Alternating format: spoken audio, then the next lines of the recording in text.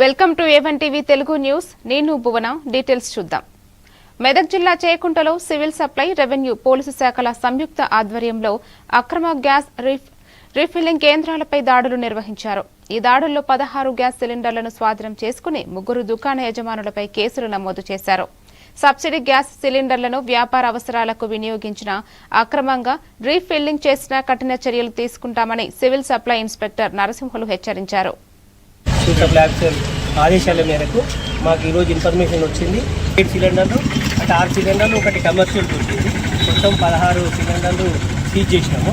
ఈ సీజ్ చేసిన ఏదైతే సిలిండర్లను స్థానిక గ్యాస్ గోదాంకి అప్పచెప్పి వాళ్ళ నుంచి రిసిప్ట్ తీసుకొని పై అధికారి కలెక్టర్ మేడంకు డిఎస్ఓ గారికి ఇన్ఫర్మేషన్ ఇస్తూ ఈ ఇంతకుముందు చర్య తీసుకోవడానికి కూడా స్థానిక ఎస్ఐ గారికి క్రిమినల్ కేసు నమోదు చేయడం కోసము, ఎఫ్ఐఆర్ నమోదు చేయడం కోసం రిపోర్ట్ ఇస్తాను చెప్పి స్థానిక ఎంఆర్ఓ గారు, స్థానిక ఆర్ఐ గారు వారి సమక్షంలో ఈరోజు జరిగే కార్యక్రమం జరిగింది. అదేవిధంగా ఇలాంటిది గతంలో ఒక 15 రోజుల కింద మనోరాబాద్ మండల్లో ఇదే రీఫిల్లింగ్ జరగట్ల 5 మంది చనిపోయారు. అందులో మొత్తం చనిపోయి పెద్ద కేసు అయింది. పాంబండ, మనోరాబాద్ మండలి.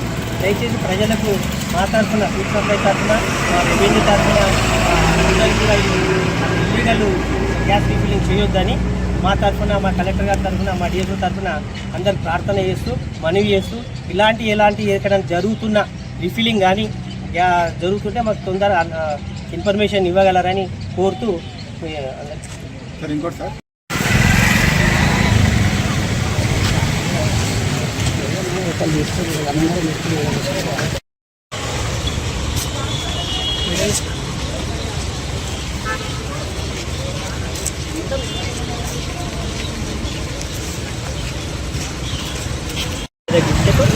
మా డిఎస్ఓ గారి